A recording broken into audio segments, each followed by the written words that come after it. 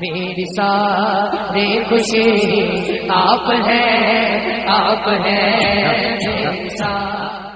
وعليك يا سيدي يا رسول الله وعلى آلك وأصحابك يا سيدي يا نور الله. اللہ تبارک و تعالیٰ کی حمد و ثنا کے بعد میرے آقا صلی اللہ علیہ وسلم کی ذات اقدس پر بشمار نازادات تحیت و سلام محبت عقیدت و احترام پیش کرنے کے بعد قرآن کریم فرقان حمید کی آیت پر سلسلہ تلاوت کرنے کا سبب حاصل کیا. دعا ہے کہ اللہ تبارک و تعالیٰ ہم سب کو عالم اسلام کو قرآن و سنت کے مطابق عمل کرنے کی توفیق عطا فرمائے. اس عظیم شان محفل و سلسلہ شہادت امیر المومنین حضرت علی مرتضیٰ رضی اللہ تعالیٰ عنہ کا انتقال ہے، جس کی صدارت حضور پیر قبلہ ظہور حسین شاہ صاحب فرما رہے ہیں. دامت برکاتہ القدسیہ. اور مہمان خصوصی پروفیسر حضرت علامہ مولانا سر محمد اقبال طاہر صاحب، ان کی بھی موجودگی ہے، ان کا بھی خصوصی خطاب ہوگا. میری چند منٹ کی حاضری ہے، تو دعا کرنا ہے کہ اللہ تعالیٰ آج کا یہ عظیم الشان پروگرام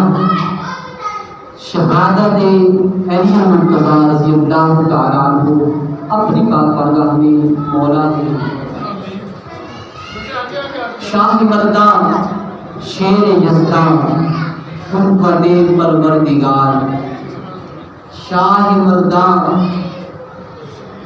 شیر یزدان ان پر دے پروردگار. لا فتح الا فتح لا سیف الا ذوالفقار. لا فتح الا علی لا سیف الا ذوالفقار. چونکہ سب کی علمی ہے یہ بات کہ آج کا دن 21 رمضان المبارک کا دن ہے، اور آج کے دن ہی امیر المومنین امام المسلمین حضرت علی مرتضیٰ رضی اللہ تعالیٰ عنہ کی شہادت پاک کا دن ہے. اسی مناسبت سے اس محفل پاک کا انعقاد کیا گیا. تلاوت کرتا آیت تراہم رکعا سجدا یبتغون فضلا من اللہ ورضوانا. اس آیت پاک کے اندر خصوص یہ آیت مقدسہ حضرت علی مرتضیٰ رضی اللہ تعالیٰ عنہ کی شان پاک کی بارے میں نازل ہوئی. اس میں فرمایا جا رہا ہے کہ تراہم آپ دیکھتے ہیں رکعا سجدا یبتغون فضلا من اللہ، آپ دیکھیں گے کہ آپ کو لوگ کبھی رکوع کرتے نظر آئیں گے تو کبھی سجود کرتے نظر آئیں گے. یعنی پاک کی عبادت کا ذکر الفاظ میں اللہ فرما رہے ہیں. علی مرتضیٰ کی ذات وہ ذات ہے کہ جن کی مثال اپنی مثال آپ ہیں، ماشاءاللہ، جس کے بارے میں آقا علیہ الصلوۃ والتسلیم کے بے پناہ ارشادات ہیں. علی مرتضیٰ کے بارے میں فرمایا ذکر علی عبادت، کہ علی کا ذکر کرنا بھی عبادت ہے. النظر الی وجہ علی عبادت، علی پاک کے چہرے کو تکنا بھی عبادت ہے. علی کا ذکر کرنا بھی عبادت ہے. اور حضور فرماتے ہیں انا دار حکمت علی بابھا، میں حکمت کا شہر ہوں، علی اس کا دروازہ ہے. پھر فرمایا کہ میں علم کا شہر ہوں، علی اس کا دروازہ ہے.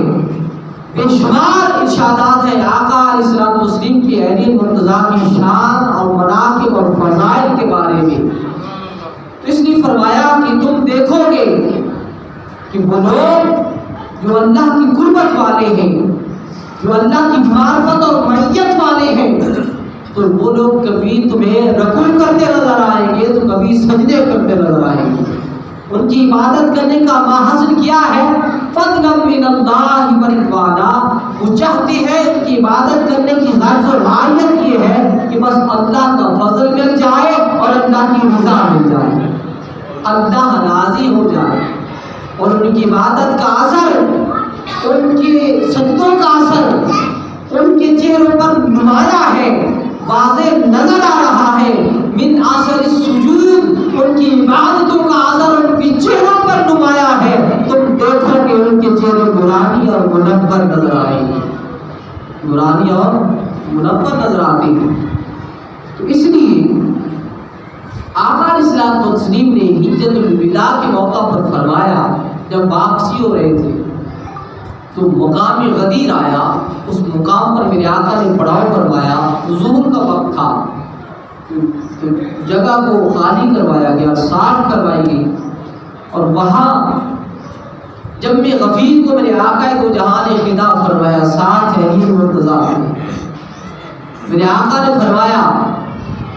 کہ لوگوں بروز قیامت اللہ تعالیٰ تم سے میرے بارے میں سوال کرے گا، تو بتاؤ کیا جواب دو گے؟ سب نے کہا یا رسول اللہ ہم یہ جواب دیں گے کہ آپ نے کہا ہم کو بڑی جد و جہد کے ساتھ، بڑی دگ و دو کے ساتھ احکامات اسلامیہ، اللہ کے احکامات ہم لوگوں تک کما ہم کو پہنچا دیے۔ اور پھر میرے آقا نے فرمایا کہ میں تم تمام لوگوں کی جانوں سے زیادہ قریب ہوں، اولا بالمؤمنین من انفسہم۔ اور پھر آقا نے فرمایا اللہ میرا مولا ہے، میں تم سب کا مولا ہوں۔ اور پھر میرے آقا نے فرمایا، ایک روایت کے مطابق آقا دو جہاں نے علی مرتضیٰ کو بلایا، منبر بنوایا گیا اونٹوں کی بلانوں کا، اور آقا علیہ الصلوۃ والسلام نے حضرت علی پاک کا ہاتھ مبارک پکڑا اور فضا میں بلند کر دیا اور فرما رہے تھے کہ من کنت مولاہ فہذا علی المولا، کہ جس کا میں مولا ہوں اس کا علی مولا۔ اور میرے آقا نے فرمایا کہ میں تمہاری سب جانوں سے زیادہ نزدیک ہوں، قریب ہوں، اور جس طرح میں اللہ میرا مولا ہے، میں تم سب کا مولا ہوں، اور جس کا میں مولا ہوں اس کا پھر یہ علی مولا ہے۔ آقا نے علی مرتضیٰ کا ہاتھ فضا میں بلند کیا اور بلند فرما کر فرما رہے تھے من کنت مولا فہذا علی المولا۔ اے مسلمانوں سن لو، اے اہل اسلام، آج کا خطاب جو علی کے بارے میں دے رہا ہوں امت مسلمہ کو، وہ یہ ہے، حضور فرما رہے تھے علی کا ہاتھ تھام کر بلند کر کے کہ من کنت مولا فہذا علی المولا، کہ جس کا میں مولا ہوں اس کا علی مولا ہے، اس کا علی مولا۔ قربان جائیں، یہ جو خلافت راشدہ ہے، آقا علیہ السلام نے فرمایا کہ یہ میرے بعد 30 سال تک یہ خلافت راشدہ ہوگی، جب 30 سال مکمل ہو جائیں گے تو پھر یہ خلافت نہیں ہوگی بلکہ ملوکیت ہوگی۔ تو یہ 4 خلفاء، پہلے خلیفہ حضرت صدیق اکبر، دوسرے عمر فاروق، تیسرے عثمان غنی ذوالنورین رضی اللہ عنہ، اور چوتھے علی پاک۔ اگر تاریخ کا مطالعہ کرے تو 5ویں خلیفہ حضرت امام حسن مجتبیٰ بھی ہے، 6 ماہ وہ بھی عہدہ خلافت پر فائز رہے۔ تو سب سے پہلے یہ 4 جماعتیں وجود میں آئی، جب یہ دور خلافت مکمل ہوا اور یہ حضرت علی پاک کا دور خلافت چل رہا تھا، تو حضرت امیر معاویہ رضی اللہ تعالیٰ عنہ وہ چونکہ جب مخالفت ہوئی یہ قصاص عثمان کے متعلق، یہ چاہتے تھے کہ انتصاب جلدی لیا جائے، علی پاک چاہتے تھے کہ صبر سے انتقام لیں گے لیکن تعبیر کر کے بڑے تعاون کے ساتھ۔ تو پھر سب سے پہلی جو جماعت تھی وہ حضرت علی مرتضیٰ رضی اللہ تعالیٰ عنہ کا ساتھ دیتے تھے، وہ خود کو شیعہ علی کہتے ہیں، شیعہ جماعت کو کہتے ہیں گروہ۔ اور پھر دوسری جماعت وجود میں آئی جو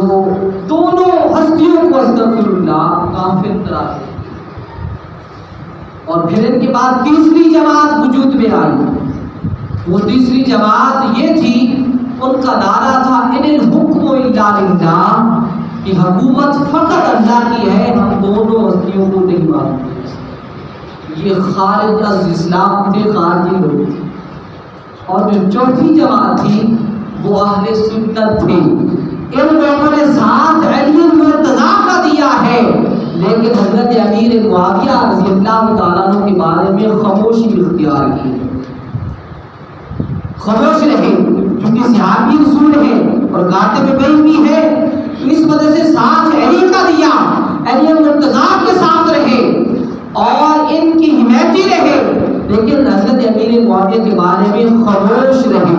سکوت اختیار کیا۔ اور پھر قرآن پاک میں اور آقا علیہ السلام نے اپنے مبارک ارشاد میں فرما دیا تھا کہ علی من قرآن من قرآن من علی، علی قرآن کے ساتھ ہے، قرآن علی کے ساتھ ہے، حق علی کے ساتھ ہے، علی حق کے ساتھ ہے۔ باقیوں کے لیے اللہ کہتا ہے کہ حق کا ساتھ دیا کرو، لیکن علی پاک جدھر جاتے ہیں حق علی کے پیچھے پیچھے جاتا ہے، علی کے پیچھے پیچھے چلتا ہے، اس نے فرمایا کہ حق علی کے ساتھ ہے اور علی حق کے ساتھ ہے، حق علی کے ساتھ ہے، علی حق کے ساتھ ہے۔ اور اس لیے میں چونکہ زیادہ دیر بحث نہیں ہونا چاہتا، استاد محترم تشریف فرما ہے تو شہادت کی ایک بات کرتا ہوں، یہ علی پاک کی شہادت کے جو موجب لوگ بنے یہ بھی خارجیوں میں سے تھے، یہ مکہ سے پھر عبد الرحمن ابن ملجم نامرادی ملعون لعنتی یہ مکہ سے چلا جو کوفے آیا، اور 3 شخص تھے، انہوں نے کہا تھا، میٹنگ کی تھی مکہ میں بیٹھ کر کہ ہم تاریخ اسلام کا رخ بدل دیں گے، یہ وہ بدبخت تھے، اور ایک نے کہا کہ جو حاکم مصر ہے ان کو میں شہید کروں گا، ایک نے کہا علی مرتضیٰ کی شہادت میرے ذمہ ہے، تیسرے نے کہا اس نے کہا کہ وہ فلاں کو میں شہید کروں گا، یعنی انہوں نے کام بانٹ لیا، اور واقعی ان لوگوں نے بدبختوں نے تاریخ کا جو ہے وہ رخ بدل دیا تھا۔ اور عبد الرحمن ابن ملجم نامرادی لعنتی یہ مکہ سے چلا کوفہ میں پہنچا، اور اس کا کوفہ میں آنا جانا رہتا تھا، تمیم بن لباب ایک قبیلہ تھا خارجیوں کا، ان کے پاس اس کا آنا جانا رہتا تھا۔ تو کوفہ کی مسجد میں چونکہ آقا علی مرتضیٰ رضی اللہ تعالیٰ عنہ پرہیز انجام دیتے تھے، تو وہاں پھر اس نے ایک اور شخص کو، شبیب نامی شخص ہے، اس کو بھی اپنا شریک کار بنا لیا، اور اس مہم کے تحت کہ ہم نے علی مرتضیٰ کو شہید کرنا۔ جمعۃ المبارک کا دن تھا، صبح کی نماز تھی، تو یہ دونوں تلواریں لے کر کوفہ کی مسجد میں آ کر گھس گئے، ایک روایت میں ہے کہ وہاں چھپ گئے، اور اس روز جو مؤذن نے اذان پڑھی، پہلے تو علی مرتضیٰ وقت سے پہلے تشریف لے آتے تھے مسجد میں، لیکن اس دن آپ علی مرتضیٰ کو ساری رات نیند مبارک نہیں آئی، انتظار میں رہے اس شہادت کو، آقا نے خبر دے دی تھی نا اس آیت میں کہ وہ لوگ جنہوں نے اللہ کے ساتھ منت مان رکھی ہے اور ارادہ پورا کرنے کا وہ ارادہ کر رکھا ہے، کہ جو لوگ اس ارادے کو پا چکے ہیں، جام شہادت نوش کر چکے ہیں، اس آیت میں 3 ہستیوں کے متعلق یہ آیت نازل ہوئی، حضرت امیر حمزہ امیر المومنین حضرت امیر حمزہ رضی اللہ تعالیٰ عنہ، اور حضرت عبیدہ ابن الحارث رضی اللہ تعالیٰ عنہ، اور تیسرے حضرت علی مرتضیٰ رضی اللہ تعالیٰ عنہ کے ساتھ۔ یہ تو ہستیاں پہلے جام شہادت نوش کر چکی تھی، حضرت امیر حمزہ کی شہادت رضی اللہ تعالیٰ عنہ کی یہ جنگ احد میں ہو چکی تھی، اور جنگ بدر میں حضرت عبیدہ ابن الحارث رضی اللہ تعالیٰ عنہ بھی جام شہادت نوش کر چکے تھے، یا اپنی مدد کو با مراد پہنچ چکے تھے، لیکن جو انتظار کر رہے تھے وہ کون ذات تھی؟ اس ذات کو ذات علی مرتضیٰ کہتے ہیں۔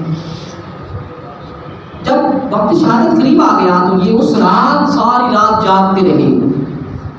تو وہ دو ملعون مسجد کوفہ کی مسجد میں آ کر چھپ کر بیٹھ گئے، مؤذن نے اذان دے دی، آپ علی مرتضیٰ مسجد میں تشریف نہ لائے، یہ مؤذن پھر پیچھے چلے گئے آپ کو بلانے کے لیے علی مرتضیٰ کو، پھر بلانے پر بھی علی مرتضیٰ تشریف نہ لائے۔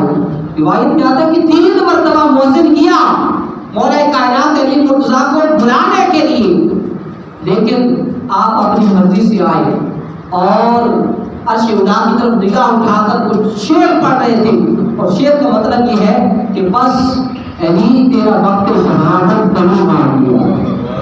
جام شہادت ابھی نوش کرنے والا ہے تو پھر خود ہی اٹھے، خود تیاری فرمائی، اور جس دروازہ سے آپ کا آنا جانا ہوتا تھا اسی دروازے کے قریب وہ بلون لالتی بھی چھپ کر بیٹھے ہوئے تھے، عبدالرحمن بن ملجم نمرادی اور دوسرا شبیب نامی وہ لالتی شخص۔ تو جب آپ کا دروازے سے گزر ہونے لگا تو شبیب نے تلوار چلائی تو وہ تاق پر دروازے پر جا لگی، اور دوسری تلوار عبدالرحمن بن ملجم نے چلا دی تو پھر وہ تلوار حضرت امیر المومنین علی مرتضیٰ رضی اللہ تعالیٰ عنہ کی مقدس پیشانی میں لگی، آپ کے سر انور میں لگی، تو آپ زمین پر آ گئے۔ تو جب یہ حالت ہوئی تو کچھ لوگوں نے پھر مشہور بھیجا کہ آپ کے آپ کا خون اقدس جسم اقدس سے نکل رہا تھا، تو وہ مشروب جو پیش کیا گیا ہے یہ مرتضیٰ رضی اللہ تعالیٰ پاک اقدس میں، تو قربان جائے آپ کا حوصلہ کتنا عظیم تھا، آپ نے خود نوش نہیں فرمایا جبکہ آپ کی ذات پاک کے لیے خصوص تیار کروا کر بھیجا گیا تھا، آپ نے فرمایا بس اس شربت کو اس میرے قاتل کے لیے اس کے لیے پیش کر دو، پہلے اسے پلاؤ تاکہ اسے مزید کچھ حوصلہ آ جائے۔ اللہ اکبر۔ وہ کب کبھی اس کے جسم پر تاری تھی، یہ میں نے کام کر تو دیا ہے اب میرا بنے گا کیا، وہ اپنے خوف میں تھا، دہشت میں تھا، اور اس کے جسم پر لرزہ تاری تھا، لیکن علی پاک اسے تسلی دے رہے تھے، ماشاءاللہ قید کر لیا گیا تھا، اور اس کے بعد آپ فرما رہے تھے اگر تو ہم سے انتقام ہو گئے تو اس سے انتقام لے لیں گے یا معاف کر دیں گے یا بروز قیامت اللہ کی حضور اس کا بدلہ لیں گے، لیکن آپ کی پھر شہادت ہو گئی، اللہ کی حضور جا کے شہادت نوش کر گئے، اور جام شہادت نوش کرنے سے پہلے آپ نے اپنے بیٹے حضرت امام حسن مجتبیٰ کو بلایا، امام حسین علیہ السلام کو بلایا اور شہزادوں کو وصیت فرمائی بیٹا ہر حال میں اللہ کا خوف رکھنا، حق کا ساتھ دینا، ظالم کی مدد نہ کرنا، اس کی بغاوت کرنا، مظلوم کی مدد کرنا، غریبوں کی، یتیموں کی، مسکین کی حقوق کا خیال رکھنا، اور ہر وقت اللہ کے خوف کا خیال رکھنا، یہ وصیت فرمائی، اور وصیت فرمانے کے بعد آپ اپنی جان آخری اللہ کی حضور پیش فرمائی، جام شہادت نوش کر گئے، آپ کو شہادت مل گئی، اور آپ جب جام شہادت نوش کرنے سے پہلے یہ زبان اقدس سے یہ الفاظ دہرا رہے تھے فزت برب الکعبہ،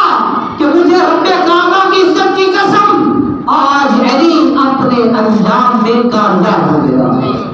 اپنی مراد میں بامراد ہو گیا ہے، وہ جو آیت میں اللہ نے فرما رکھا تھا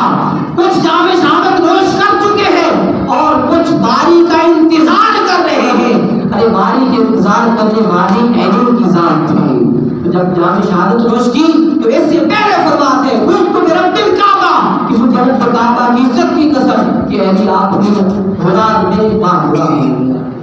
تو اس لیے علی وہ ذات ہے جس کی سورج کو پلٹایا گیا،